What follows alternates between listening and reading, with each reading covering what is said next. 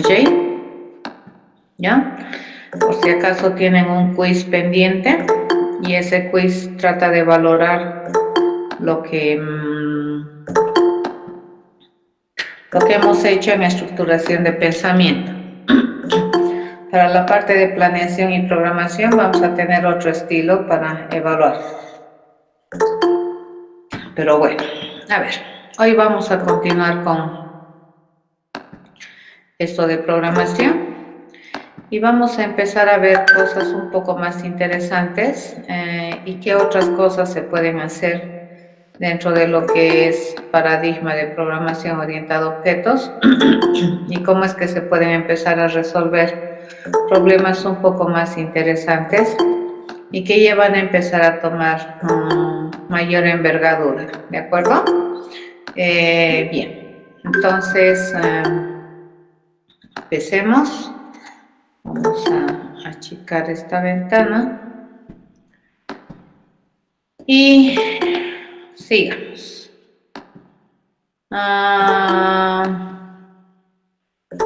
Me parece que está habilitado hasta el día lunes el quiz. Tienen de todas maneras fechas ahí, ¿ya? A ver,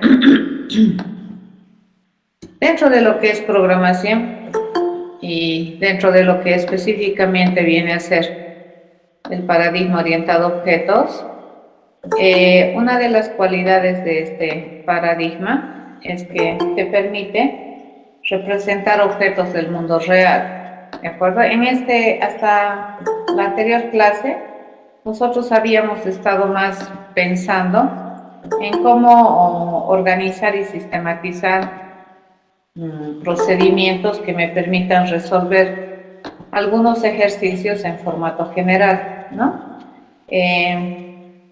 Nos hemos concentrado en organizar el cerebro. Cuando tenemos problemas que son muy específicos, que te describen una tarea muy específica, usualmente ¿en qué te concentras tú?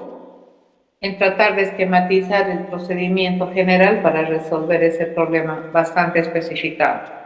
Sin embargo, los problemas que se te van a presentar en el ámbito de la programación, lastimosamente no van a venir así tan bien especificados como que una tarea sencilla, ¿de acuerdo? Usualmente viene un problema en el cual probablemente vas a tener que hacer más de una cosa. Y en muchas ocasiones, los tipos de datos que los lenguajes de programación te proveen o que probablemente con los cuales nosotros contamos como datos primitivos, no van a ser suficientes para poder representar la información con la que queremos trabajar. Entonces, en este sentido, es que se dice que la programación orientada a objetos es un paradigma en el cual tú puedes definir tus propios tipos de datos acorde a alguna realidad que tú quieras modelar y obviamente acorde a un problema que te vayan a dar, ¿no?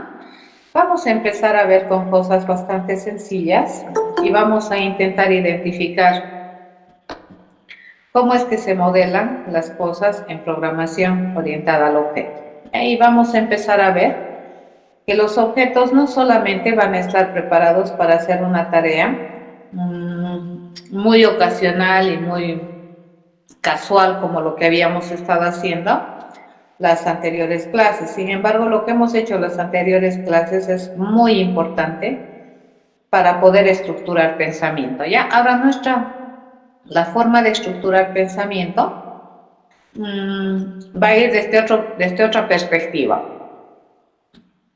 Entonces, ¿qué es lo primero que vamos a observar cuando queramos resolver un problema?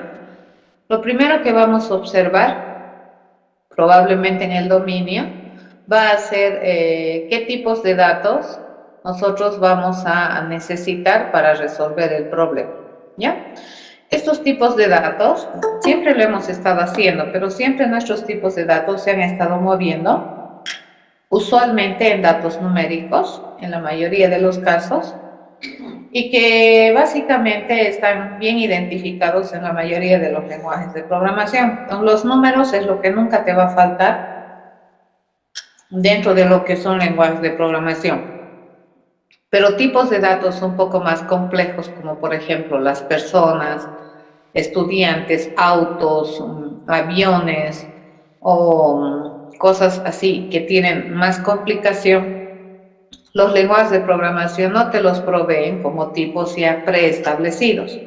Entonces, ¿qué es lo que podemos hacer? Nosotros podemos definir nuestros propios tipos de datos o nuestras propias clases, en este caso, de objetos, porque el auto, más que un dato, es un objeto. Pero de hecho, para ser un objeto, nosotros lo observamos como un conjunto indivisible, ¿no es cierto?, de información y de posibilidades de acción. Así es un tipo de objeto en la realidad. Por lo tanto, a ver, vamos a empezar con algo sencillo. Si ustedes se han estado leyendo el libro, capítulo 1, 2, te empieza a introducir, ¿no es cierto?, lo que es un objeto, te empieza a introducir lo que es concepto de clase, objeto, y de cómo se instancia. Nosotros sí hemos hecho esas tres cosas, solamente que nuestras clases han sido muy casuales, digamos. Hemos pensado en un objeto de clase robot que me permita realizar alguna tarea muy específica. A ver, observaremos esta diapositiva y ahí nosotros podemos observar en la parte derecha un conjunto de triángulos de todas formas. ¿Qué tienen de común todos estos triángulos? Bueno, lo obvio, ¿no? Son triángulos, pero también tienen de común que tienen la información de sus lados, ¿ya? Lado 1, lado 2, lado 3. Toditos tienen la información de sus tres lados. Entonces, si nosotros quisiéramos representar esta información que tenemos ahí en la diapositiva, no lo podríamos hacer con un entero, ¿correcto? Tampoco lo podríamos hacer con un valor real, ya que esta combinación, esta unión de estos tres valores, lado 1, lado 2 y lado 3, conforman una información mayor que viene a llamarse triángulo.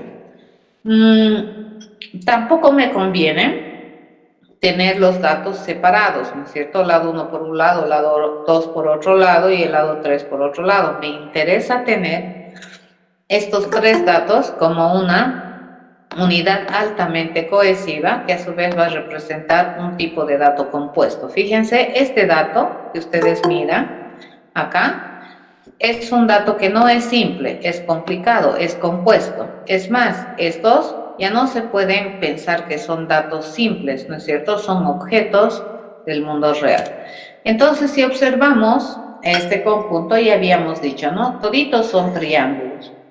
¿Y qué tienen de común toditos los triángulos que me están mostrando? Es que tienen tres lados, ¿cierto? Le llamaremos el lado 1, el lado 2 y el lado 3. Toditos tienen eso, ¿ya?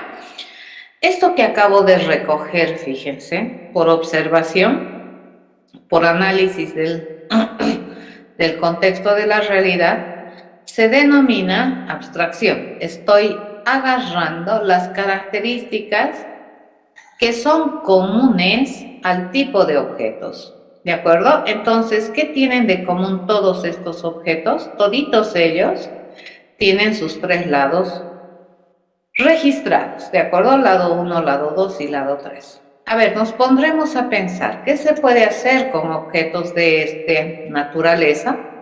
Bueno, si tiene sus tres lados, probablemente yo debería poder establecer sus lados por separado. Por ejemplo, puedo establecer el lado 1 o puedo establecer el lado 2 y el lado 3 por separado. Obviamente, puedo obtener también la información de los lados de cada triángulo. Por la forma en la que está, nosotros también podríamos calcular el área de este triángulo o calcular el perímetro, de acuerdo con la información que tiene. A ver, ¿qué hemos dicho? ¿Qué tiene todo triángulo de esta diapositiva? 3 lados. Con esa información, fíjense, ¿qué es lo que yo puedo pedirle que ese triángulo haga? Que me permite establecer los lados, obtener sus lados, calcular área y calcular perímetro. Pregunta, ¿puedo pedirle la ubicación a estos triángulos? ¿Dónde están ubicados?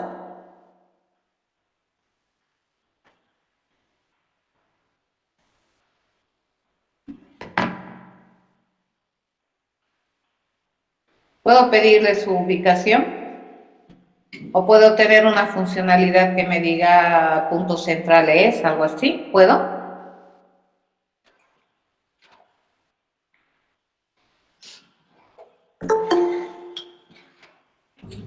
Sí, creo que sí. ¿Se puede? A ver, vamos a ver.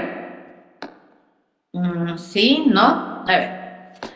Volvemos aquí. Esto es bien importante que entiendan, ¿ya? Hemos dicho que todo triángulo, por observación, tiene sus 3 lados. Lado 1, lado 2 y lado 3. Sobre la base de esa información que tiene todo triángulo, nosotros hemos dicho que es posible que los triángulos sepan o me permitan establecer sus lados, me permitan obtener o conocer sus lados, calcular el área y calcular el perímetro. Les pregunto si se puede conocer la ubicación de estos triángulos, dado que todos ellos conocen sus 3 lados. Muchos me dicen sí y otros me dicen no. Si es que nosotros decimos que los triángulos por observación tienen lado 1, lado 2 y lado 3, a ese triángulo al que le hemos determinado con características que son comunes, lado 1, lado 2, lado 3, les cuento que no le podría pedir su ubicación, porque nunca hemos dicho que estos triángulos tienen en común una ubicación, o sí hemos dicho.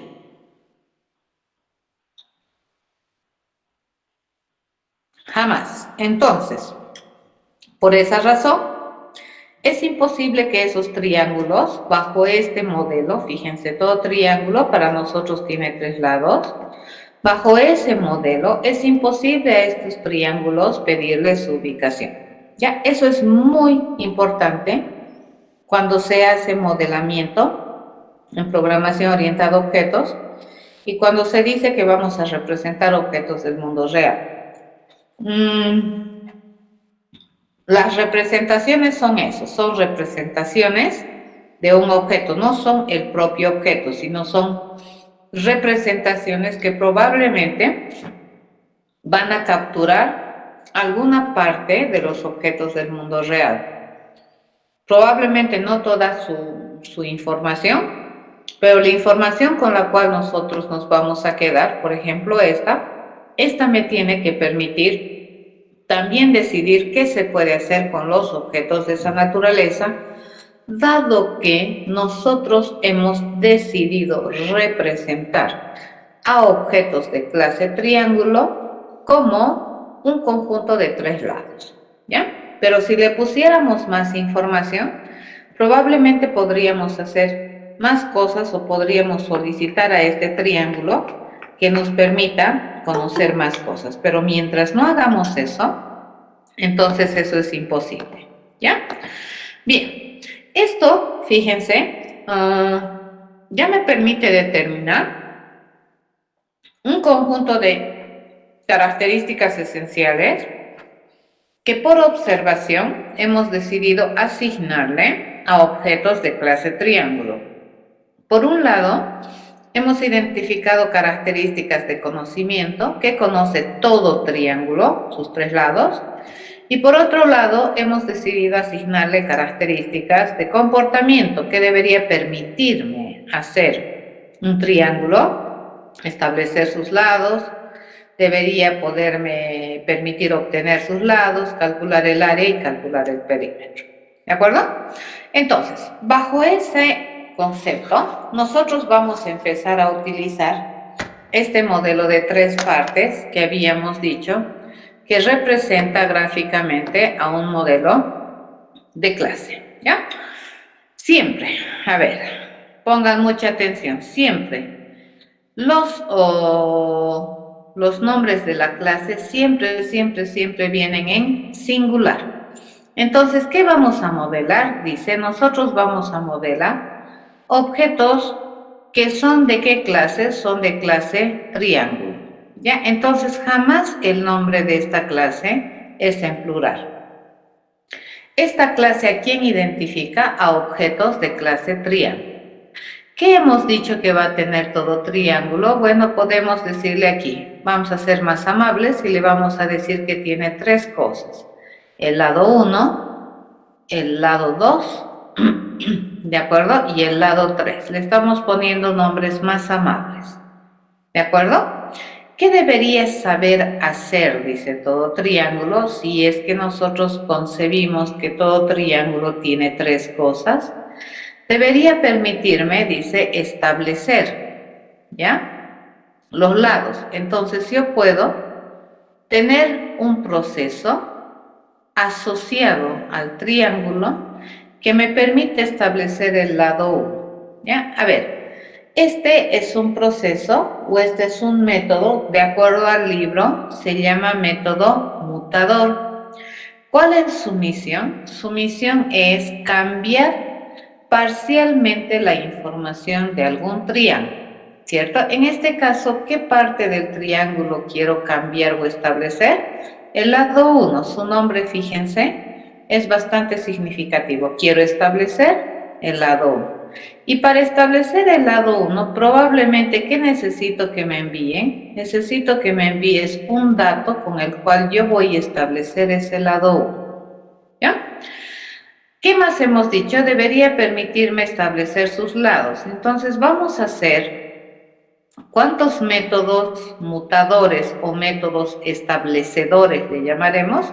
Vamos a hacer 3 métodos establecedores. ¿Eso qué quiere decir? Que nosotros podemos ponerle datos, podemos ponerle información a este triángulo de forma parcial, es decir, puedo ir cambiando o definiendo cada uno de los lados de un triángulo, ¿ya? ¿Qué había dicho que se llaman estos métodos? De acuerdo al libro.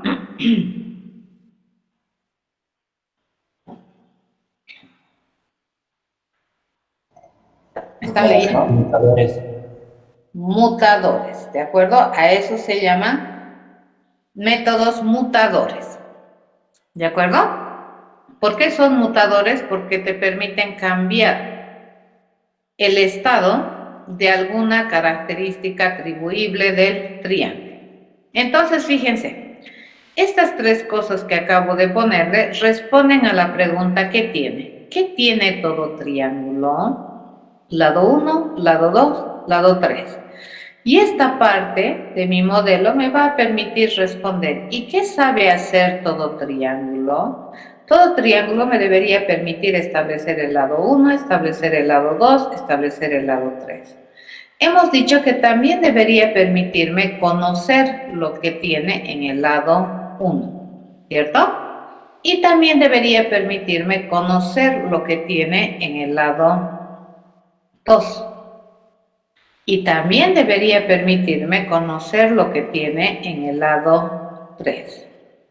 ¿Correcto? Para conocer el lado 2, yo no tengo que decirle a mi triángulo cuál es el lado 2, por eso le estoy preguntando, no ve, a ver, dame tu lado 2, el triángulo debería saber.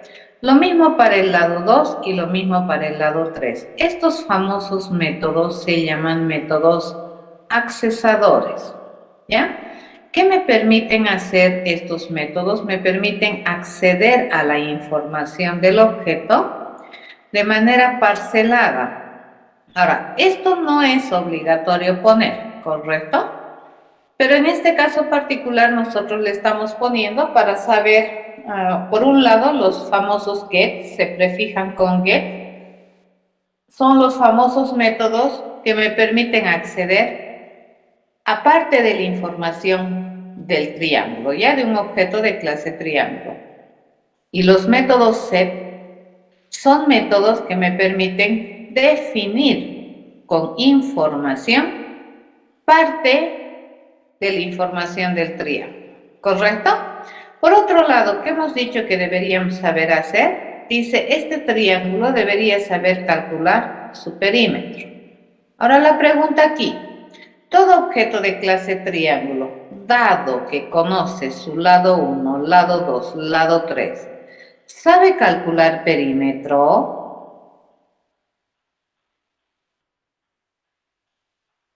Sí. ¿Necesita información adicional? No, ¿correcto? Entonces le digo, no requiere mayor información. Han escuchado, ¿no es cierto?, cómo estoy modelando. Dice, este triángulo, todo objeto de clase triángulo o todos los objetos triángulo deberían saber calcular el área. ¿Ya? Para calcular el área, todo triángulo conoce su lado 1, lado 2 y lado 3. ¿Necesita otra información adicional para calcular el área?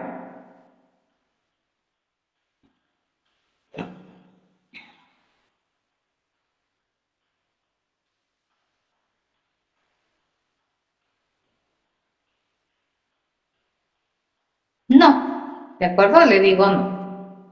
Entonces, así se concibe un modelo, ¿ya? ¿Qué es lo que tiene todo triángulo? Esto.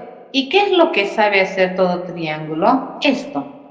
Pero para saber hacer esto, el triángulo necesita probablemente esta información, ¿ya? Entonces, para asignarle una responsabilidad funcional a un triángulo, yo tengo que estar segura que la información con la que cuenta el triángulo es suficiente para responder de manera correcta esta asignación funcional. Si no fuera así, entonces probablemente voy a necesitar información adicional. Ya así se piensa dentro de lo que es programación orientada a objetos. Muy bien, lo siguiente que tenemos que hacer es definir de qué tipo van a ser estas cosas. Vamos a empezar a cerrar lo que nosotros teníamos la anterior vez, ¿no es cierto? No podemos tener nada bajo supuesto dentro de lo que es modelamiento y lo que es terminología de sistematización de pensamiento. Entonces aquí fíjense, yo ya tengo este modelo, ya me lo he traído aquí, ya está en bonito, ¿correcto? Y aquí ya está con algunas cosas más que quiero que observemos. He dicho, tiene lado 1, lado 2, lado 3.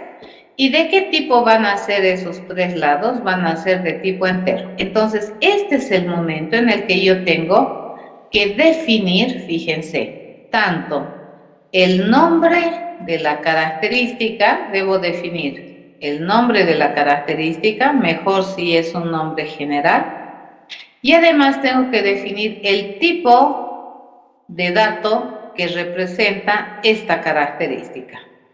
En este caso estoy decidiendo que mis tres lados sean de tipo entero, ¿ya? A esto, fíjense, se le conoce con el nombre de atributo, ¿ya? ¿Qué atributos tiene todo objeto de clase triángulo? Tiene tres atributos, L1, L2 y L3. Esos vendrían a ser sus atributos. Se le llama así porque estas características le atribuyen propiedades de conocimiento a objetos de clase triángulo. Ahora observemos acá. Acá está dado la vuelta, ¿ya? Mis métodos accesadores, fíjense, son estos tres. Estos habíamos dicho que son los accesadores, ¿ya? Cuando yo quiera saber cuál es el lado 1 de algún triángulo, yo voy a utilizar el método accesador getLado1. ¿Y qué me debería responder todo triángulo? Me debería responder un valor entero, ¿correcto? Porque los lados son enteros. Necesito información adicional para que un triángulo me sepa decir su lado 1 y la respuesta es no, por eso es que aquí no tengo dato de entrada. Se supone que el triángulo lo conoce. Y esto va a ser igualito para todos estos métodos que son accesadores. Veamos. Estos tres que son mutadores, ¿ya? Estos mutadores tienen una firma muy particular. Cuando yo quiero cambiar o quiero establecer el lado 1, ¿qué yo necesito como información adicional? Necesito recibir una información desde afuera que me diga el valor con el cual yo quiero establecer este atributo. ¿De acuerdo? Y no te voy a generar un resultado como salida del método. ¿Qué voy a generar? Un cambio de estado en este atributo. ¿Estamos de acuerdo? A eso se llama mutador. Entonces, ¿qué hace un método mutador? Cambia el estado de un objeto. A ver, nos pondremos a pensar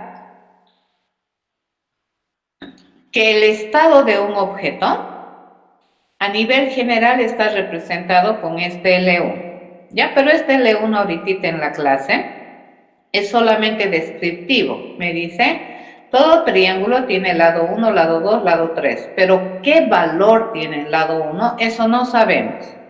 ¿Eso cuándo se va a saber? Cuando algún objeto de algún tipo o de un objeto específico de clase triángulo decida ponerle un valor a su lado 1.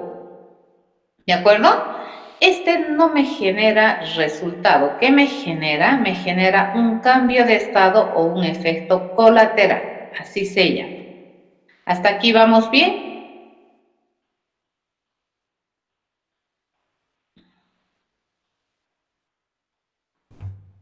Sí, Cuando le pedimos calcular el perímetro a todo triángulo, ¿qué me va a generar como retorno? Un real. Esto vamos a hacerlo más general. Y cuando le pidamos calcular un área, ¿qué me va a devolver esto? También un real. ¿Ya? A esto que acabamos de hacer, fíjense, todo este modelo que acabamos de escribir, este ya es un modelo. Ya me olvido de esos mis triangulitos que estaban ahí dibujaditos, ¿correcto? Ahora yo estoy trabajando con esta abstracción de esos objetos de clase triángulo. Entonces, a esto se llama abstraer. Esos dibujitos que yo tenía, los estoy representando como una clase que se llama triángulo. Y por observación he decidido enumerar en esta clase, describir, listar las características que aparentemente son comunes a todos los triangulitos que habíamos visto en la anterior diapositiva. ¿Ya? A eso se llama abstraer. Estas características esenciales se dividen en dos zonas, ¿cierto? Aquellas que le atribuyen conocimiento a los objetos de esta clase y aquellas características que le atribuyen comportamiento o responsabilidad funcional a los objetos de esta clase. A estos se les conoce como métodos y a estos se les conoce como atributos. Hasta ahorita, ¿qué es lo único que hemos hecho? Hemos dicho, ¿qué tipo de objetos tenemos? Triángulo. ¿Qué tiene todo triángulo? L1, L2 y L3. ¿Qué sabe hacer todo triángulo? Get, set, calcular, calcular. ¿De acuerdo? Entonces, ¿qué pregunta hemos respondido aquí? La pregunta, ¿qué sabe hacer? ¿Qué tenemos? ¿Qué tiene? Eso hemos respondido. Y esta, en terminología de programación orientada a objetos, fíjense, vendría a ser tranquilamente una fase de análisis. Observo la realidad, identifico qué tipo de objetos puedo tener en el problema que estoy queriendo resolver, porque la programación orientada a objetos es bien bonita, su teoría, si hablamos de teoría fundamental, dice, ¿no?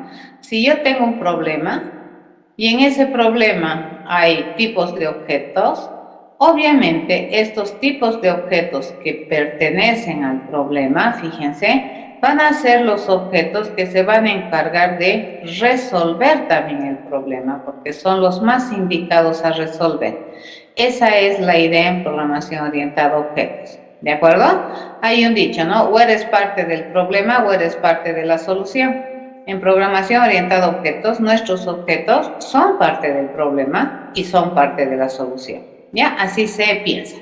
Entonces, cuando tú ves un problema en programación orientada a objetos, en la parte de análisis, te vas a hacer esta pregunta. ¿Qué tipo de objetos observó?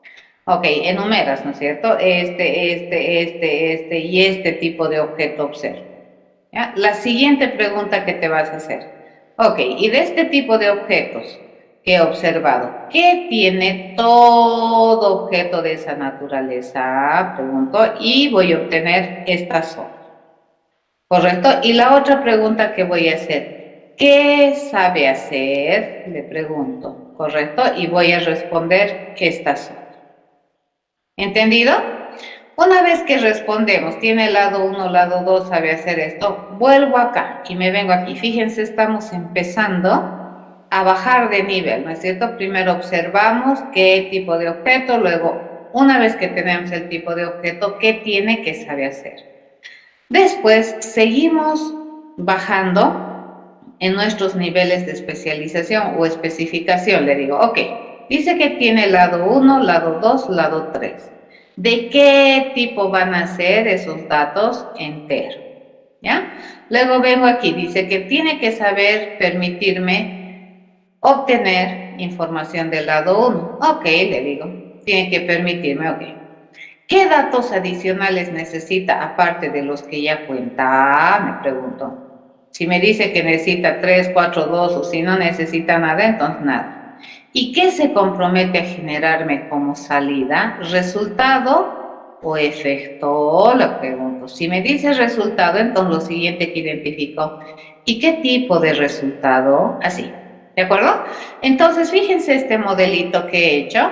Todito me responde la pregunta qué clase, qué atributo, qué propiedad, qué tiene, qué sabe, qué necesita, qué me devuelve, de qué tipo es. Todo he preguntado con qué.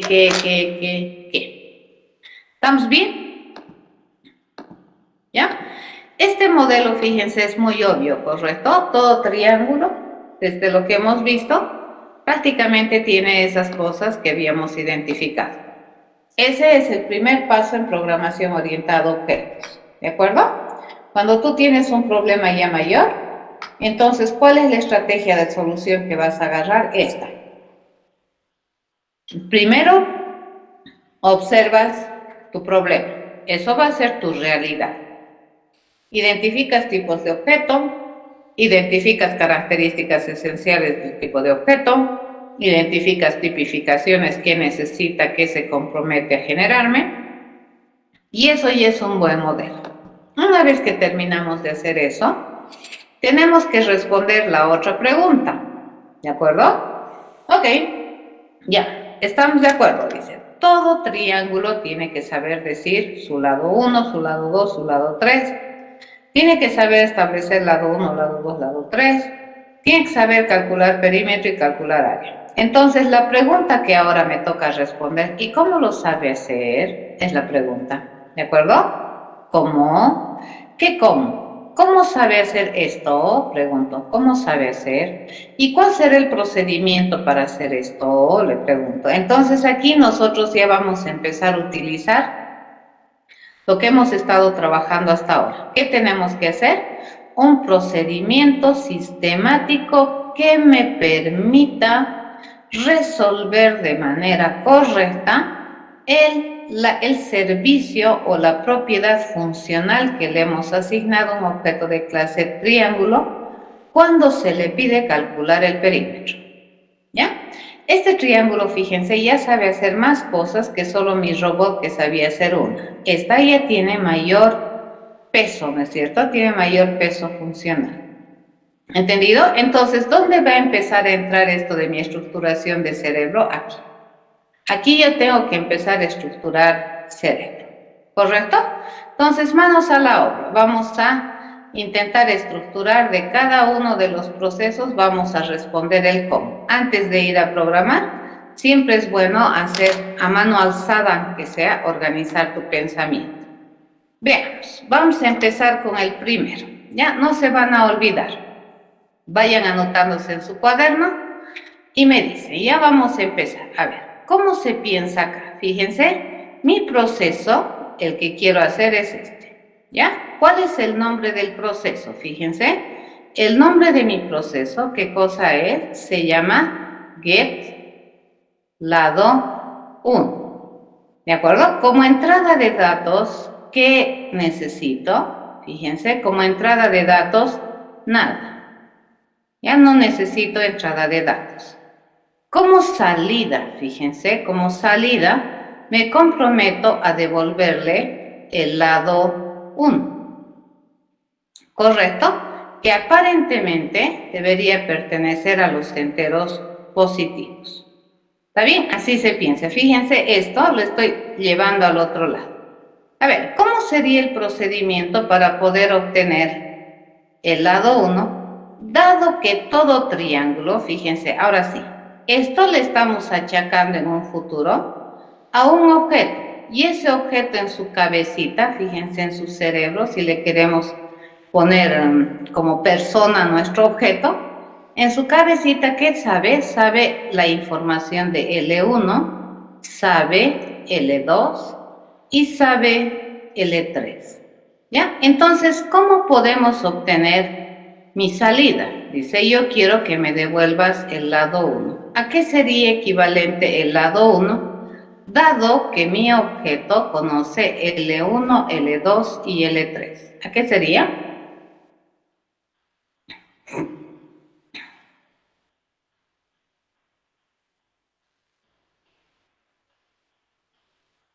A L1. ¿De acuerdo? Listo. Dice que esto es L1. Una vez que hacemos eso, bueno, yo te voy a decir, voy a retornar, ¿correcto? Que es mi promesa de respuesta. Mi promesa de respuesta es lado 1. ¿Ya? Ahora fíjense, toditos los métodos que son accesadores tienen este mismo comportamiento. ¿Ya? No los vamos a hacer todos. Hagamos un seteador. Fíjense este. ¿Ya? ¿Cuál es el nombre del proceso? El nombre del proceso resulta que es set lado 1. Dice que como dato de entrada, fíjense, vamos a recibir un L1, ¿correcto? Un L1. ¿Ya? ¿Y de qué tipo será ese L1? Porque ahí no hemos dicho. ¿De qué tipo será?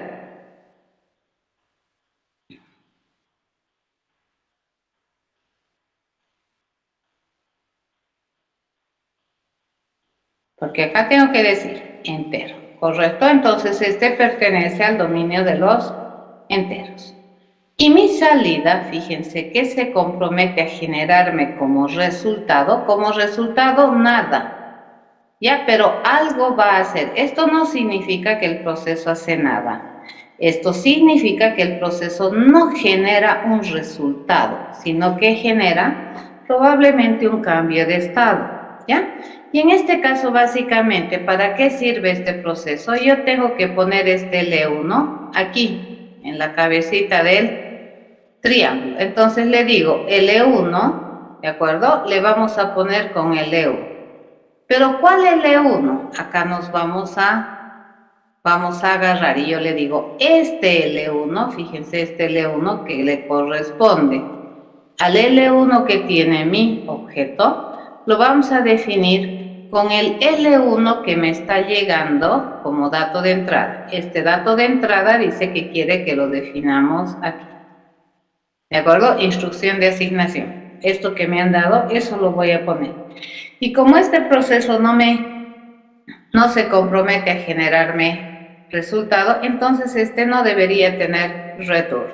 ¿De acuerdo? ¿Entendido? Entonces este termina ahí. Fíjense, toditos mis métodos seteadores son así. Muy bien. ¿Cómo calcula el perímetro todo triángulo? Venimos y hacemos esto, ¿no es cierto? Mi siguiente proceso dice que es calcular perímetro. Nombre de mi proceso, ¿qué se llama? Se llama calcular perímetro. ¿Correcto? Calcular perímetro. ¿Necesitamos algo como dato de entrada? Nada, ¿ya? Entonces, como entrada, según esto, no se requiere nada. ¿Por qué no se requiere nada? Porque fíjense, todo objeto de clase triángulo que es responsable de calcular el perímetro sabe el lado 1, lado 2 y lado 3. Mi salida, fíjense, mi salida resulta ser el perímetro. ¿correcto? Esto necesito ir a calcular. ¿De qué tipo va a ser mi perímetro?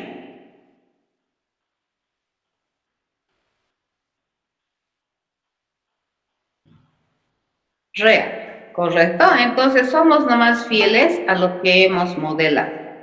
¿De acuerdo? Jamás.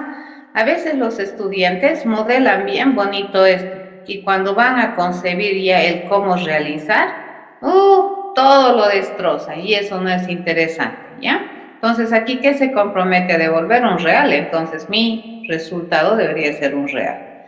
Ok, ¿cómo conseguimos el perímetro? Es la pregunta. ¿Cómo se consigue el perímetro, dado que todo triángulo sabe lado 1, lado 2 y lado 3? ¿Cómo se consigue? Sumando los lados. Ya, le digo lado 1 más lado 2 más lado 3. Y ni bien tenemos eso, dice, este es un proceso que se compromete a devolverme un resultado. Y ese resultado, ¿dónde lo estamos obteniendo? En esta variable de salida que se llama perímetro. ¿Listo? Este viene a ser el cómo, fíjense, así se hace. Este es el cómo. ¿Cuál es el único que me falta hacer? Este, ¿no es cierto? Dice, queremos calcular área. ¿Cuál es el nombre del proceso? El nombre del proceso va a ser calcular área. ¿Correcto? Así se llama. De acuerdo a lo que habíamos observado, habíamos visto, charlando, analizando, nos hemos dado cuenta que este proceso, pero ni siquiera ahorita, fíjense, ahorita esto ya está bien masticado, porque cuando hemos analizado todas estas cosas y hemos decidido. ¿Qué hemos decidido entonces del proceso? La firma, ¿de acuerdo? ¿Qué se llama? ¿Qué necesita y qué se compromete a devolverme? Y ahorita, ¿qué estoy pensando y cómo lo va a hacer? ¿De acuerdo? Entonces, como entrada, ¿qué se requiere? Nada, dice. Y la salida, ¿qué se compromete? Dice, la salida debería ser un valor, ¿de acuerdo? Que en este caso le vamos a representar como área. Y siendo consecuentes con lo que está ahí en el pensamiento, eso debería ser un real positivo. Ahora sí, ¿cómo se calcula el área de un triángulo, dado que el triángulo sabe sus tres lados? Es la pregunta.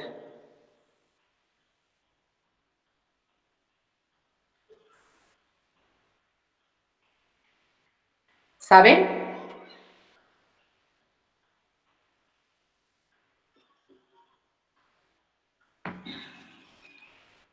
Si no sabemos, no hay problema. A ver,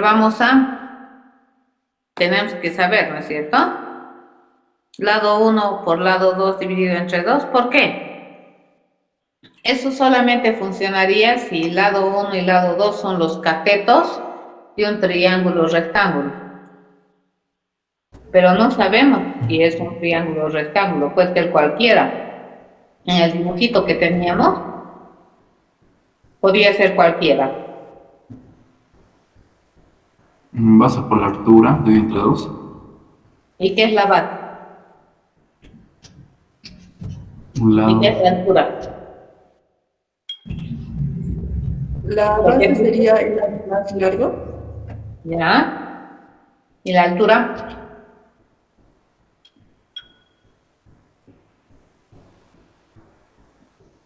Porque aquí lo único que sabe el triángulo es sus lados. Media. ¿Qué sería la altura?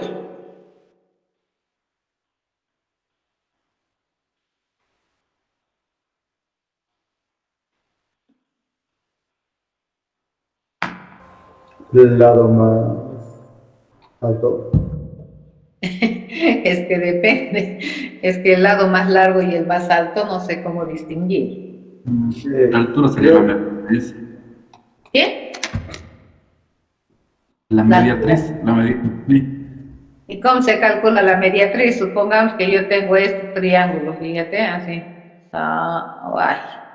El triángulo, vale, ese es un triángulo.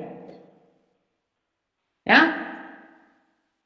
Inge, hay una fórmula que creo que es de Herón, que nos dice que se puede hallar haciendo una raíz cuadrada en la cual se multiplica el semiperímetro, el semiperímetro por el semiperímetro menos el primer lado, por el semiperímetro menos el segundo lado y por el semiperímetro menos el tercer lado. Ese podría ser porque se aplica cuando se puede. Está bien. Vamos a entrar a San Google, ¿de acuerdo? Y le decimos, a ver, calcular área, triángulo, dados sus tres lados, ¿no es cierto? Vamos a ver qué sale. Calcular el área de un triángulo, dados un lado y una altura asociada, no tengo. Tengo solamente en base de un triángulo por medio. Este parece ser interesante. A ver, vamos a chequear. Está la fórmula de Herón que decía su compañero. A ver, en geometría plana, bla, bla, bla, elemental. Dice, en geometría plana elemental, la fórmula de Herón, cuya invención se atribuye al bla, bla, bla, el área de un triángulo conociendo las longitudes de sus tres lados ABC, se calcula así. Una belleza. S por S menos A, por S menos B, por S menos C. ¿Y qué es S? Dice, S es el semiperímetro. Oh, ya está, ya sabemos entonces, ¿de acuerdo? Entonces, con este conocimiento, nos vamos a poner aquí al ladito de este conocimiento poderoso que nos da Herón y vamos a definir cómo se calcula el área, ¿de acuerdo? De un triángulo. Según Herón, dice que se calcula así. A ver, lo primero que necesitamos, dice, es calcular el semiperímetro, ¿correcto?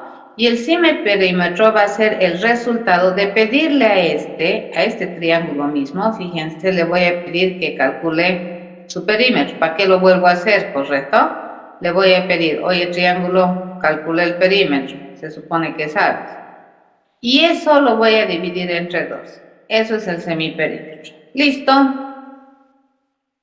¿Qué más necesitamos hacer? Dice, ahora el área, dice que es el resultado de la raíz cuadrada, ¿correcto? De la raíz cuadrada de la raíz cuadrada del semiperímetro, que sería SP, del semiperímetro menos el lado 1, por el semiperímetro menos el lado 2, por el semiperímetro menos el lado 3. Dice que esto me calcula el área del triángulo, ¿cierto? De acuerdo a Herón. Listo, ya está, una belleza, y lo tenemos ahí. Listo, gracias Herón, hasta aquí lo cerramos a Herón, ¿ya? Acabamos de encontrar. ¿Qué hemos hecho? Nos hemos ido a munir de información para poder resolver el problema. Y al terminar esto, ¿qué va a hacer? Me va a retornar lo que tenga área. ¿Correcto? Resuelto. Fíjense, este es el código. ¿Hasta ahí estamos bien? Hay que saber buscar en San Google, ¿no ve? Porque no todo lo que dice San Google es verdad. ¿De acuerdo? La fórmula de Herón, pero es verdad, o sea, que no hay problema. Ok, una vez que tenemos esto, ¿qué es lo siguiente que tenemos que hacer? Lo siguiente que tenemos que hacer es programar, ¿correcto? Fíjense, y hemos terminado de hacer análisis, hemos terminado de hacer diseño, hemos dicho cómo lo saben hacer las cosas, y lo siguiente que tenemos que hacer entonces es ir a programar, ¿de acuerdo? Listo, nos iremos a programar. Para ello nos vamos a abrir nuestro entorno y vamos a ver cómo funciona. No quiero borrar la pizarra para tenerla ahí al lado, las cosas a medida que vayamos haciendo, ¿ya? En este sentido, fíjense, va a empezar a tener más sentido lo que vayamos escribiendo en nuestro BlueJ y vamos a introducir algunos otros elementos. Ahorita ya hemos visto un montón de cosas, si es que no se han dado cuenta, pero les voy a hacer notar. Ya, nos vamos a hacer nuestro nuevo programa. Este nos tocaría hacer el programa 4 que estamos haciendo en clase, ¿cierto? El cuarto programa ya que estamos haciendo. Cierro mi robot que tenía antes y nos venimos acá. Dice, ¿qué queremos hacer? Dice, queremos modelar objetos y aquí ya le voy a poner, fíjense, nombre Cristiano. ¿Qué objetos estoy queriendo modelar? Objetos de clase triángulo. Cuidado, jamás en plural. ¿Cómo debería ir? En singular. Y la primera letra, ¿cómo va? Mayúsculas, ya son normas estándares de codificación. Nos venimos por acá. Esta parte de aquí lo vamos a volar, ya, para que no esté ensuciando mi pizarra. Ahora sí. Nos venimos por acá y le digo, toda esta parte que tenemos dentro de este archivo lo vamos a eliminar. ¿De acuerdo? Entonces, esta área, fíjense, donde tenemos nosotros el espacio para definir las características esenciales de objetos de clase triángulo, la vamos a dividir en dos. Esos dos slash, ¿para qué sirven? Para comentar. Entonces, ahí voy a poner los atributos y aquí abajo vamos a poner los métodos. ¿De acuerdo? Lo vamos a dividir. Es esa línea divisoria que tenemos en el modelo, ¿no es cierto? Tenemos la primera parte para el nombre de la clase, la segunda parte para los atributos y la tercera para los métodos. Así vamos a hacer, ¿de acuerdo? Entonces esa más o menos sería mi línea divisoria.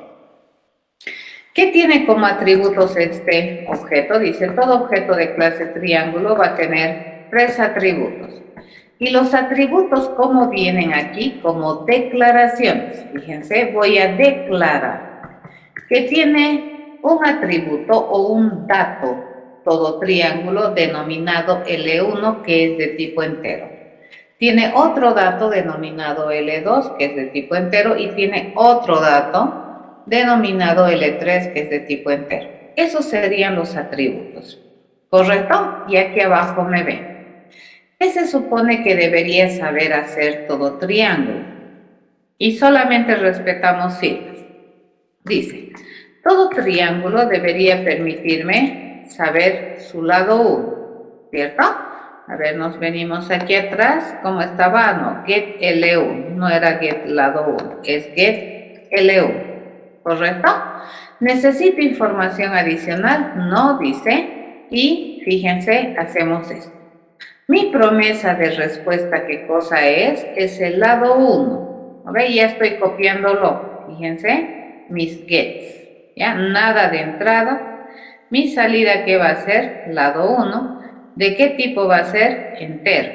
¿Y cómo consigo la salida? Dice, el lado 1 dice que va a ser L1 de ese objeto.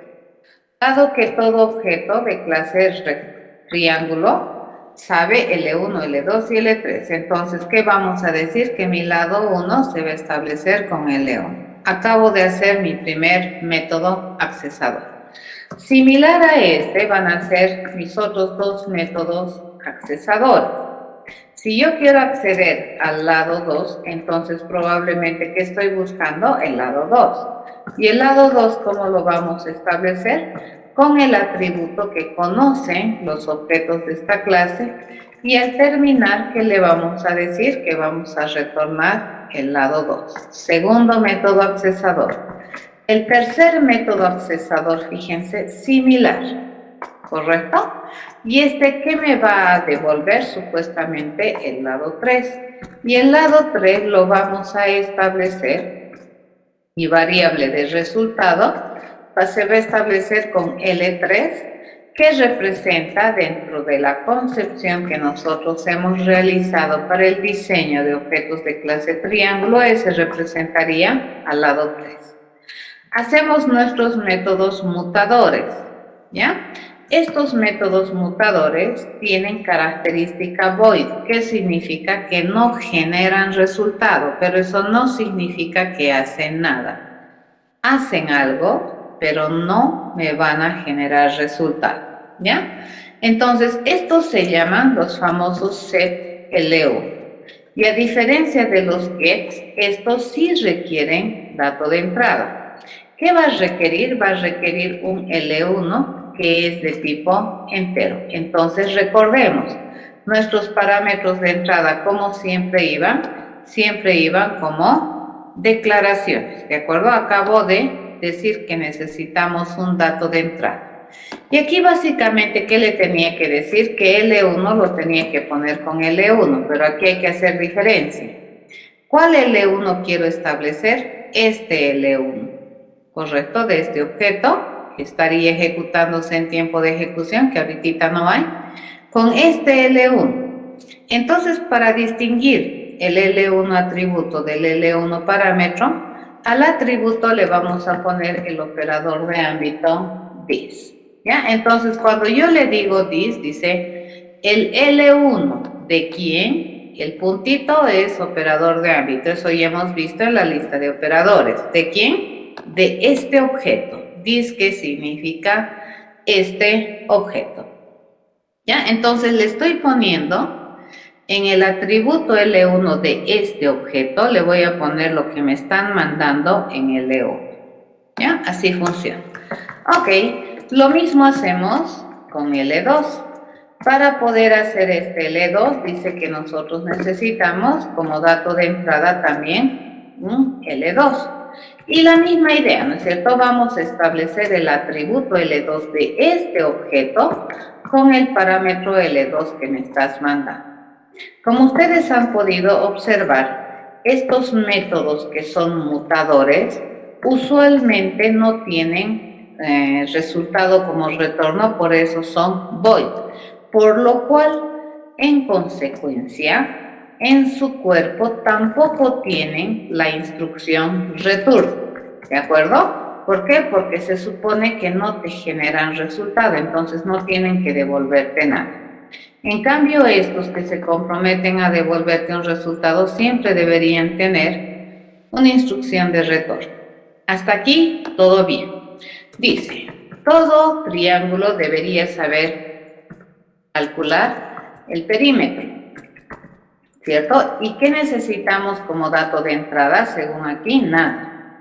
¿Y qué se compromete a devolverme? Un real. Y ese real, ¿qué se va a llamar? Dice, mi parámetro o mi variable incógnita se llama perímetro. Este le voy a devolver. ¿Y cómo se calcula el perímetro? Dice, el perímetro de este triángulo se calcula como la suma de sus tres lados. Aquí yo ya no voy a usar this, ¿se dan cuenta? Porque aquí yo ya no tengo conflictos. Aquí cuando yo digo L1, este L1 por defecto va a ser del objeto porque no hay otro acá. ¿Ya? En cambio aquí cuando yo digo L3 por defecto va a ser este. ¿Estamos de acuerdo? Porque este es un ámbito, ¿ya? Este es un espacio de trabajo. En cambio aquí yo no tengo problemas. Si es que no encuentra L1 aquí, entonces ¿dónde va a ir a buscar? Va a ir a buscar al ámbito mayor, que vendría a ser el ámbito del objeto, ¿ya? Entonces, terminamos de calcular el perímetro y este proceso se compromete a devolverme un resultado. ¿Y ese resultado dónde está? En mi variable perímetro. Dice, ¿qué debe saber hacer este? Dice, debería saber calcular el área de un triángulo. ¿Correcto? Cuando calculamos el área de un triángulo, entonces, ¿qué necesito tener? Necesito tener área como mi variable de salida, que va a ser un real. Es lo primerito que hacemos. Acá nos damos cuenta que necesitamos SP más. ¿SP de qué tipo debería ser? Es el semiperímetro, ¿no ve? ¿De qué tipo debería ser? De los reales. Un real, correcto. Entonces le digo, SP, fíjense, es una variable parcial, ¿no ve? Para lograr encontrar esto bien. ¿Y SP cómo se calcula? Yo le voy a pedir a mi propio triángulo, fíjense, el propio triángulo, le voy a pedir que vaya a calcular el perímetro. ¿Ah? Y esto me debería dar un resultado y esto lo divido entre 2. Ese es el semiperímetro. Entonces, fíjense, este es un método interno, este es un mensaje interno. Cuando en tiempo de ejecución un objeto le pidamos calcular el área, ese objeto así solito se va a pedir, hoy anda a calcular perímetro, solito va a calcular su perímetro y lo va a dividir entre 2. ¿De acuerdo? Una vez que hacemos eso, entonces área dice que va a ser el resultado de irle a calcular la raíz cuadrada SQRT, ¿de quién? De toda esa cosa que está escrito ahí, ¿no es cierto? Hay que tener paciencia, dice del semiperímetro multiplicado por el semiperímetro menos L1. Todo eso, dice, multiplicado por el semiperímetro menos L2. Todo esto multiplicado por el semiperímetro menos L3. ¿De acuerdo? Eso es lo que vamos a ir a calcular y resulta que eso es el SQRT. ¿Ya? Y para todos los efectos, si Aaron está en lo correcto, entonces nosotros sí hemos calculado el área. ¿Está bien? Acabamos de pasar. Ahora fíjense, aquí, en este tipo de objeto, ya no es verdad que tiene una sola prestación de servicio funcional como nuestros robotcitos. Este objeto, ¿cuántas prestaciones de servicio tiene? 1, 2, 3, 4, 5, 6, 7 y 8 prestaciones de servicio. Veremos si es que compila. Lo primero que tenemos que hacer es compilar. Y la compilación que habíamos dicho, me revisa si es que está todo bien escrito y si es que todo tiene más o menos sentido, pero no ejecuta. ¿De acuerdo? Cuando se compila no se ejecuta. Esto que acabo de escribir, ¿qué se denomina? Esto se denomina código fuente. ¿Correcto? Ahora fíjense, cada cajita amarilla que yo tengo aquí, fíjense, le corresponde a exactamente un método. Todo método que tiene cabecera o firma del método. ¿Correcto? Esta es su firma. ¿Y esto qué cosita vendría a ser? Este vendría a ser el cuerpo o la implementación o el método o el procedimiento por el cual los objetos de clase triángulo responderán al mensaje set L3. ¿Ya? Entonces, tantas responsabilidades funcionales le hemos asignado al tipo de objeto, tantos métodos mínimamente vamos a tener. ¿De acuerdo? Eso es muy importante. A esa propiedad se le conoce como modularidad en el mundo de la programación orientada al objeto. Muy bien. Una vez que tenemos eso, fíjense, nosotros ya tenemos acá nuestro triángulo compilado. Ya está libre de errores. Eso quiere decir que podríamos construir, instanciar, ¿de acuerdo? Triángulos, objetos triángulos. Entonces le digo, por ejemplo, me voy a construir un triángulo nuevecito y le vamos a poner nombre, ya este que sea el triángulo 1, ¿correcto? A ver, ¿qué podemos hacer con este triángulo? Fíjense, este triángulo sabe hacer 1, 2, 3, 4, 5, 6, 7, 8 cosas sabe hacer este triángulo. Pero fíjense, si me paro aquí, la clase, ¿qué sabe hacer? Nada. La clase lo único que te permite es construir objetos. A eso se refiere que el comportamiento le pertenece al objeto, ¿ya? Pero ¿quién define cuál es el procedimiento metodológico por el cual los objetos de esta naturaleza saben hacer algo? La clase. Ya aquí hemos definido. ¿De acuerdo? Ok, ¿qué se puede hacer aquí? Podemos mirar por dentro a este triángulo. Fíjense, su lado 1 por defecto, ¿cuánto es? 0. 0 y 0 sus 3 lados. ¿Sí? ¿Cómo es que eso ha sucedido? Recuerden que cuando habíamos visto los tipos de datos primitivos que me provee JDK, por ejemplo, decíamos, ¿cuál es el tipo int? Que almacena número. ¿Cuál es el valor por defecto? ¿Qué decía en la tabla?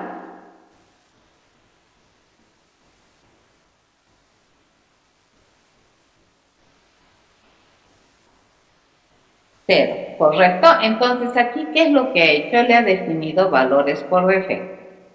Ahorita le pondremos valores, ¿de acuerdo? Le vamos a poner en el lado 1, le pondremos 3, ¿ya? Y fíjense, mi lado 1 ya está en 3.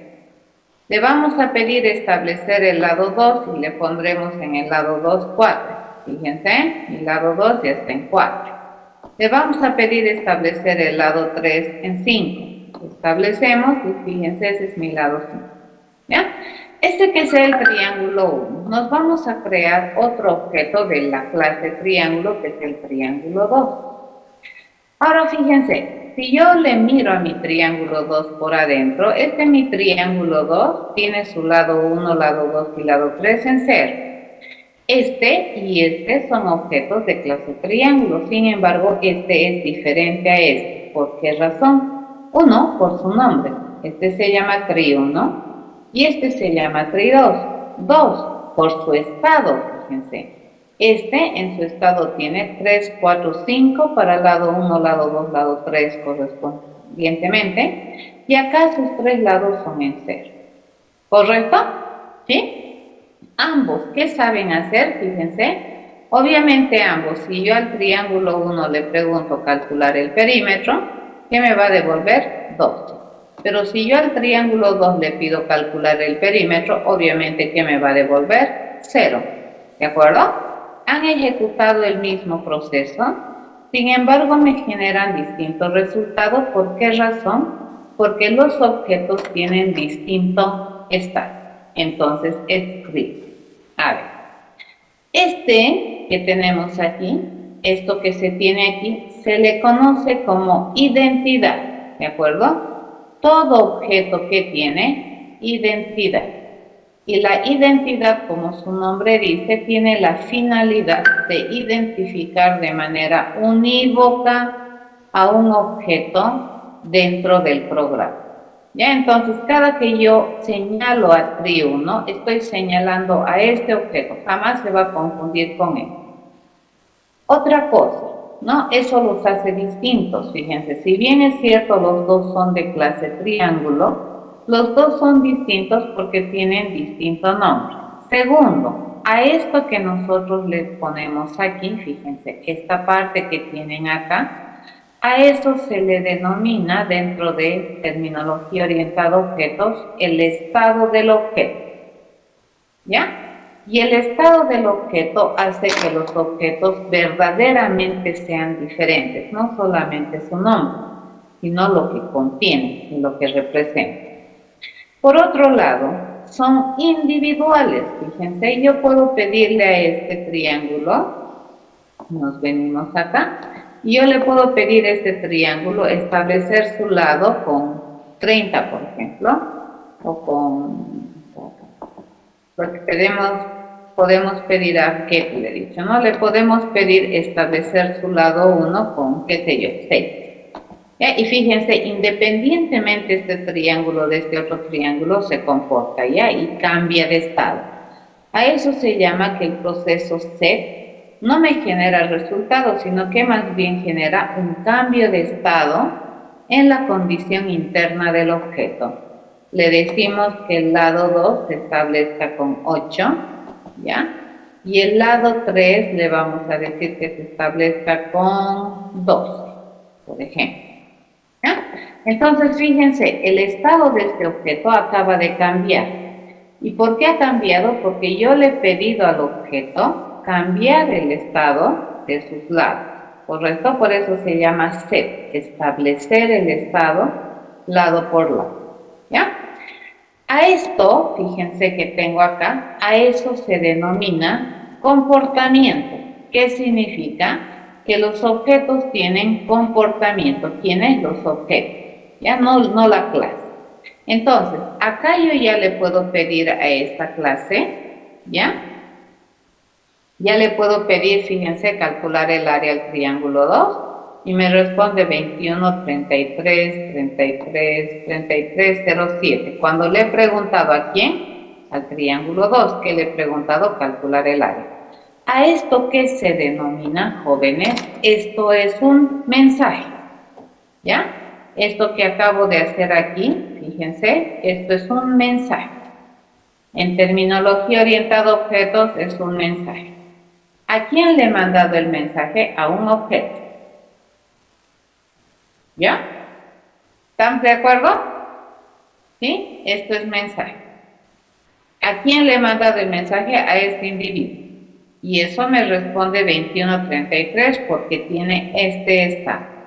Pero si yo le pido al objeto triángulo 1, fíjense, que me devuelve el área, probablemente me va a calcular diferente, que me devuelve 6. Obviamente, ¿por qué razón? Porque este es otro objeto, fíjense, le he mandado el mismo mensaje, es el mismo mensaje, pero ¿quién es diferente? El propietario. Correcto, otro objeto me está respondiendo. Y es por eso que la respuesta es 6.0. ¿Por qué? Porque el estado del triángulo 1 es diferente al estado del triángulo 2. ¿Ya? Por lo tanto, a ver, todo objeto que tiene identidad. ¿Qué tiene todo objeto? Estado. ¿Y qué tiene todo objeto? Fíjense, a mensajes los objetos se saben comportar y a eso se llama comportamiento. Todo objeto tiene comportamiento. ¿Estamos de acuerdo? Entonces acá fíjense, cada responsabilidad funcional que le he asignado a mi objeto está finamente diferente. Si yo hago un set, no significa set de un lado, no significa que los otros dos voy a cambiar. ¿Ya? ¿De acuerdo? Así funciona. Eso es programación orientada al objeto. Entonces, ¿cuándo vamos a requerir estructuración de cerebro? Vamos a requerir estructuración de cerebro cuando hagamos la fase del cómo. ¿Ya? Pero ¿qué es lo primero que vamos a hacer? Vamos a hacer el qué. Y cuando ya empecemos a definir cómo se hacen las cosas, entonces ahí nos va a servir lo que hemos estado trabajando durante estas 3 semanas. Esta es la parte de la compilación. Catherine. Alan, ¿se puede acceder a un estado anterior? No, si es que el objeto no tiene la capacidad de guardar su estado anterior. Ya no podría.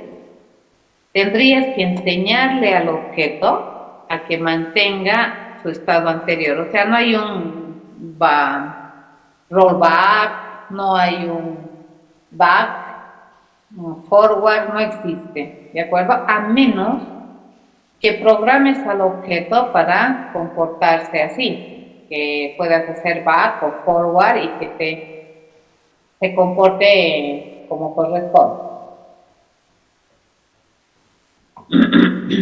Ahí está la compilación, Catherine. ¿Cuál parte querías ver? Lo del return. No, ya lo corregí, Luis. ¿Ya?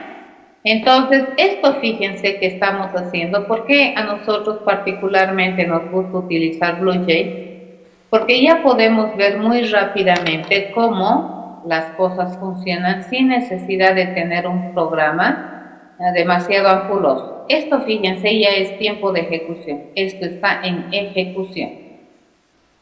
¿Correcto? Y la única vez que nosotros podemos ejecutar es que primero compilemos esta. ¿Ya?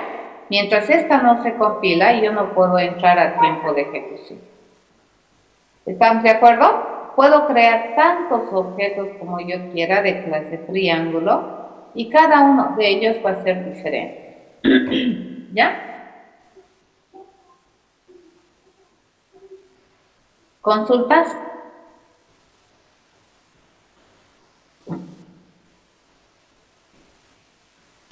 No. Ok, con esto estaríamos terminando la clase de hoy.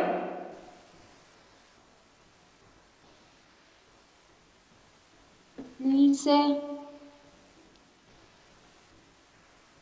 Sí, se puede hacer, o sea, en los gets, o sea, entiendo tu pregunta, o sea, lo que quieres hacer es esto, ¿no es cierto? Cambiar el get, pero yo estoy siendo un poco más organizada, ¿de acuerdo? Acá es correcto, se puede hacer esto, dice, en vez de hacer esto, nosotros podríamos reemplazar básicamente por una instrucción que me diga return L2, ¿ya? O L2.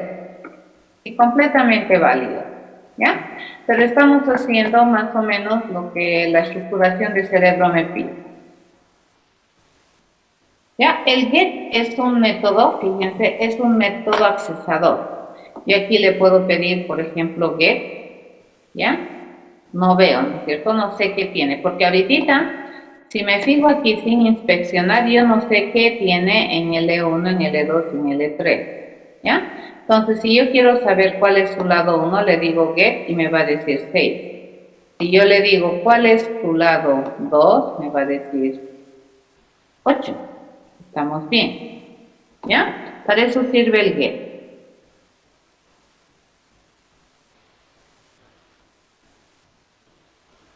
¿Cómo abrir? O sea, ¿cómo me quería ver? Así. Le dices inspect y ahí está. No le hice cómo sacó sus robots ahí abajo. No sé cómo se llama exactamente. Ah, ya. Ahorita ya, como he cambiado esto, ahorita ya te lo compilo, me decías, quieres poner calcular perímetro, así es el calcular perímetro. Todo triángulo que sabe L1, L2 y L3, no necesito que me digas, todo triángulo sabe, ¿por qué? Porque aquí hemos dicho que todo triángulo sabe, ¿ya? Entonces aquí puedo usar, ¿ya? ¿Cómo puedo construir un objeto particular de clase triángulo? Básicamente así. A la clase, me vengo a la clase compilada y le digo, quiero construir un nuevecito triángulo, ¿ya? Y le pongo aquí el nombre que yo quiera. Tri1, digamos, ¿no? Y ahí está. Esto ya está ejecutándose. El set, a ver, tal vez el set es interesante aquí explicar. El set tiene la misión de definir, ¿ya? O de establecer un atributo. En este caso, si yo le digo set L1, el nombre ya me está diciendo, ¿no es cierto? ¿Qué quiero establecer? L1. ¿De quién? De algún triángulo. Y para eso, ¿qué necesito? Necesito que me envíes datos, ya de entrada. Y en este caso me está mandando con el mismo nombre, L1, lo cual puede ser posible, ¿ya? Entonces, en este caso, a ver, fíjense, cuando nosotros hacemos esto, a ver, vamos a ver si es que logro alcanzar acá, ya. Ahí, cuando nosotros tenemos esto, fíjense, todo esto, cuando se construye un objeto en el futuro, ¿no ve? Cuando se construye un objeto, por ejemplo, en tiempo de ejecución, este objeto, fíjense, este objetito que acabamos de construir así, va a tener un ámbito, ¿de acuerdo? Y su ámbito es este. Ese se llama tri1, que es de clase triángulo. Ya ese rojito que está ahí en blue jay lo estoy modelando acá. ¿Qué tiene este como lado? Ahorita como lado 1 tiene 0. Como lado 2, ¿qué tiene? Tiene 0. Y como lado 3 tiene 0. Esto es en tiempo de ejecución, es este objeto. ¿Ya? Entonces, como tiene 0, 0, 0 los tres lados, y yo quisiera cambiarle el lado, entonces, ¿qué puedo utilizar? Puedo utilizar sus métodos mutador. ¿Ya? Y fíjate, yo tengo un mutador para cada parte de la información del triángulo. Entonces, cuando yo le pida cambiar o establecer o definir el lado 1, este va a definir, no va a definir ni este ni este. ¿Correcto? Entonces, fíjense, este triangulito, su ámbito es este, ¿de acuerdo? Su ámbito de acción es este tipo, ¿ya? Este es su ámbito de acción. Ahí vive mi triangulito, está todo feliz. Y cuando tú le pides set L1, fíjate, set L1, haces ejecutar, entonces aquí se va a abrir otro ámbito, ¿de acuerdo? Se va a poner por delante. Supongamos que aquí está tu foco, por aquí tú estás mirando, ¿ya? De esta dirección. Entonces aquí adelante, fíjense, este se va a poner por delante y dice, este es el proceso ZL1. Y aquí me están mandando un L1, ¿correcto? Y este se pone por delante. Y este más o menos le da sombra a este que está aquí atrás. ¿Entienden? Es como perspectiva. Cuando se ejecuta es así. Cuando yo le pido ejecutar ZL1, entonces, ¿quién va a tomar el protagonismo de la ejecución? este procedimiento ZL1 hasta que termine de hacer sus instrucciones, ¿ya? Y lo primero que va a hacer este ZL1 es decir, ya, necesito L1 como dato de entrada, ¿ya? Entonces, en este ámbito, fíjense,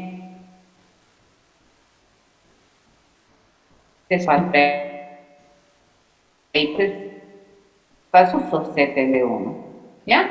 Este espacio se abre y fíjense, este como que le da sombra, ¿no ve? Le da sombra aquí. Pónganse que aquí está el foco, que aquí estamos iluminando y si miramos, entonces este se mira adelante porque le he pedido hacer ZL1. Y aquí, ¿qué me va a decir? Quiero que este L1 lo pongas como el nuevo contenido de L1. Pero si yo le pongo así, ¿cuál es el único L1 que estoy mirando desde aquí? Este, ¿no es cierto? Que es mi parámetro. ¿Correcto?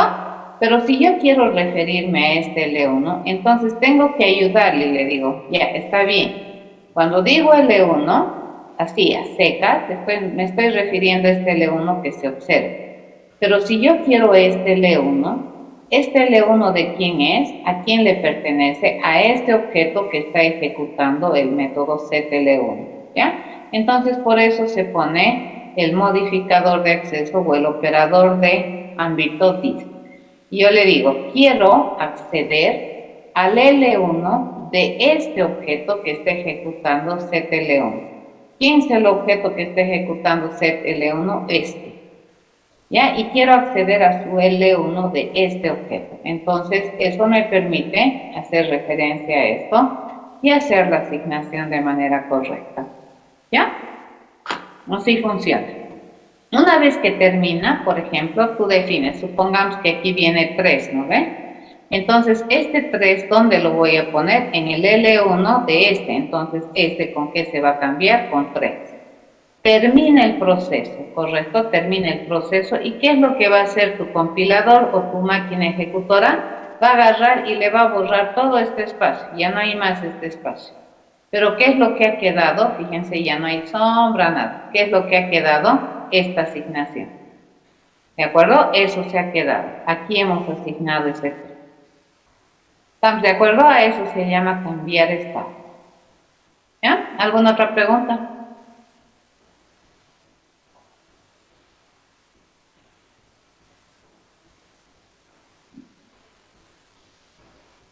Sí, puedes asignarle otro nombre de variable.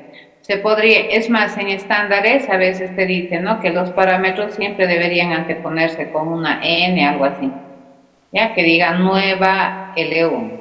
O también a veces le llaman new, así, ¿no ven? New L1.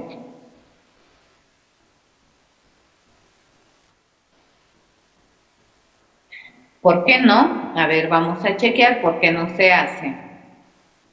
Y vamos a ver por qué no. ¿Ya? El perímetro, fíjate, no necesitamos hacer casting en este caso. ¿Por qué? Por la siguiente razón. Cuando nosotros calculamos el perímetro, fíjate, este ya es un real. ¿Ya? Donde yo espero un real, ¿puedo ponerle un entero?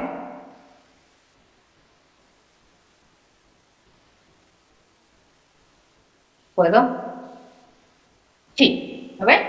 Ok, entonces este resultado de la expresión que me va a devolver, esto me va a devolver un entero, ¿ya? Pero cuando yo lo ponga como contenido de perímetro, a partir de aquí ese entero ya va a funcionar como real. Supongamos que en lado 1 yo tengo 3, en lado 2 yo tengo 4, y en lado 3 yo tengo 5. Si sumamos esto, ¿qué me va a dar? 12, ¿correcto? La expresión. Pero una vez que yo asigne a perímetro, entonces en mi perímetro, ¿cómo vive este? Este ya va a vivir como 12.0. ¿De acuerdo? No hay problema.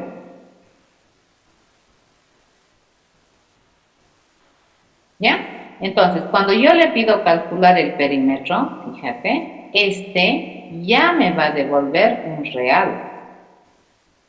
Real dividido entre entero, que hemos dicho que me va a devolver, esto me va a devolver real. ¿Correcto? Entonces aquí la división ya no es entera. ¿Por qué? Porque este ya me devuelve un real. ¿Está bien?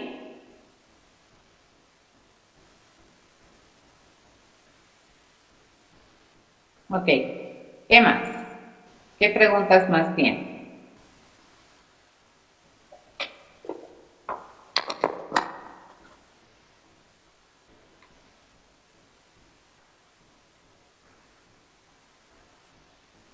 Ya, el MAT SQRT les había pedido también que vayan a averiguar, ¿no es cierto?, qué funciones matemáticas estándares te provee MAT.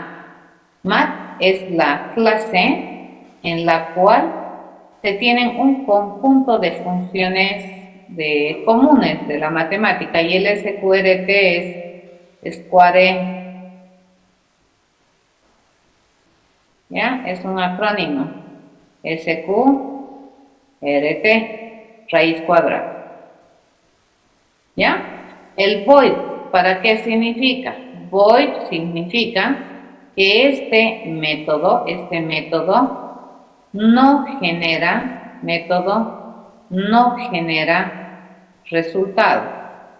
Ya van a tener harto cuidado entre diferenciar un resultado y una salida del proceso. Entonces, un proceso, tu salida puede ser cambio de estado, no necesariamente un resultado, ¿ya? En este caso, fíjense, este proceso está pensado para cambiar el estado del objeto.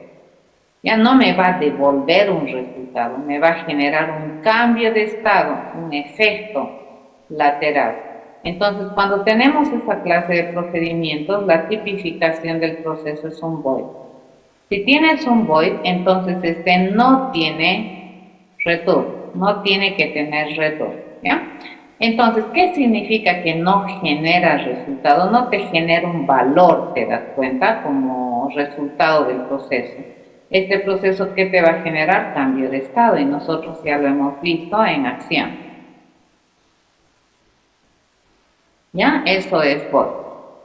¿De acuerdo? A ver, hagan de cuenta que estamos en el curso. Ya, a ver, van a entender esto bien facilito. Espero. Supongamos que estoy contigo, ¿correcto? Estamos así face to face y tú estás frente a mí. Tú eres objeto de clase estudiante, ¿correcto?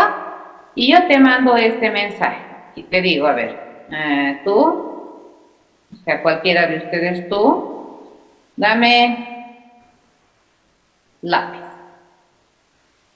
¿Correcto? Supongan que estoy a su lado, no necesito decirte información. ¿Qué me vas a generar? ¿Un resultado o nada?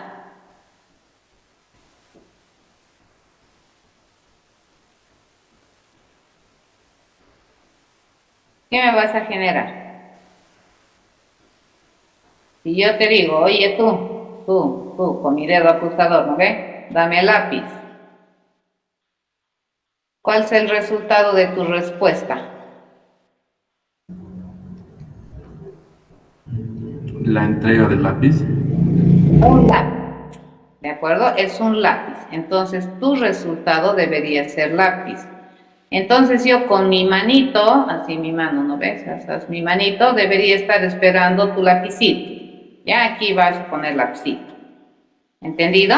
Entonces, cuando yo te mando este mensaje, tú te comprometes a devolverme un resultado de tipo lápiz. ¿Estamos de acuerdo? Entonces yo lo puedo agarrar, fíjense, el lápiz lo puedo agarrar, lo puedo capturar. Entonces en este caso mi manito, fíjense, hace de contenedora. Y es una contenedora que está preparada para agarrar lapicito, ¿ya? Pero si luego yo te digo, a ver, tu mismo objeto, ¿no es cierto? Le digo, párate. ¿De acuerdo? ¿Me generas un resultado o un cambio de estado? Cambio de estado. ¿Te puedo agarrar en mi manito? No. No, entonces este es un void. ¿De acuerdo? No me generas resultado. No. Pero sí yo puedo observar. Hay un cambio de estado, hay un efecto, algo ha cambiado en el contexto. Tal vez antes estabas sentadito, ahora estás parado. Pero no puedo agarrar ese accionar, digamos. El efecto de ese accionar no lo puedo agarrar como si fuera un resultado. ¿Por qué? Porque lo que hemos generado es un cambio de estado. ¿Entendido? Para eso sirve un void.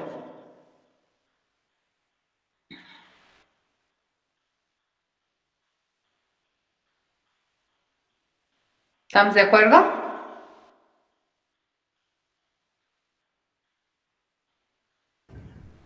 Sí. Eso es, ¿ya? Entonces, ¿qué estamos aprendiendo? Esto de nuevo lo vamos a redundar más, ¿ya? Cuando tú tienes un proceso, llamemos, o un método, fíjense, un método, ¿qué tiene? Tiene nombre, ¿ya? Puede tener entradas, ¿no ve? Porque nosotros sí hemos visto que a veces no necesitamos entrada de datos, pero puede tener más o uno. Y la salida, fíjense, de un proceso puede ser de dos tipos. Una salida puede ser de tipo resultado, cuando me tienes que dar un valor o algo de algún tipo o algo tipificable, o puede ser un efecto o cambio de estado. Fíjense, y esto ya no tiene valor, o sea, ya no puedo tipificar. ¿De acuerdo a esto? Yo ya no podría tipificar, o sea, el cambio de estado yo no puedo tipificar. Entonces, cuando me das un resultado, automáticamente yo tengo que identificar de qué tipo es ese resultado. Y si este proceso se compromete a generarme un resultado, le digo de qué tipo. Obviamente, para cumplir bien la misión, ¿qué deberías hacer? Deberías retornarme el resultado que has conseguido. En cambio, cuando este proceso o este método no se compromete a generarme un resultado como salida, pero sí hay salida, cuando yo le digo, ¿qué te voy a generar como salida? Nada, pero eso no significa que el proceso hace nada, ¿ya? Significa que hace algo, pero probablemente no es un valor lo que te voy a devolver o un objeto, no, es un efecto cambio de estado, como por ejemplo el párate. Entonces, ¿qué me genera? Un void, ¿de acuerdo? Me dice, no te voy a devolver nada como resultado, pero sí voy a hacer algo. Y probablemente mi accionar o lo que yo haga se va a transformar en un efecto o va a cambiar algo voy a hacer, algo pero va a cambiar. Antes mi situación estaba sentado y luego de estos estás parado, ¿correcto? Puede sentirse, digamos, el cambio, pero no generalmente, yo no puedo agarrar este resultado. Esto no es un resultado, este es un efecto, es un cambio de estado. ¿Estamos de acuerdo? Entonces, en ese caso, fíjense, estos procesos, los métodos que habíamos dicho, los métodos son procedimientos sistemáticos para hacer algo, ¿ya? Para hacer algo, ¿correcto? Entonces, ese algo se puede derivar en un resultado, ¿ya? Como culminación del hacer algo puedo obtener un resultado, o como culminación de hacer algo puedo generar un efecto cambio de estado. Y dependiendo de qué es lo que quiero hacer, decido si es tipificado o si es un void. ¿Ya? Para eso sirve. Los métodos mutadores, su misión es cambiar el estado interno del objeto, entonces no te va a generar resultado. Va a cambiar el estado interno y listo, ese es su trabajo.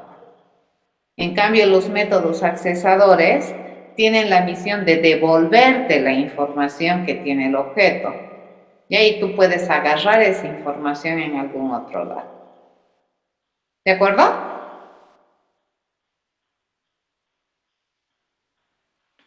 Muy bien, la clase hasta aquí.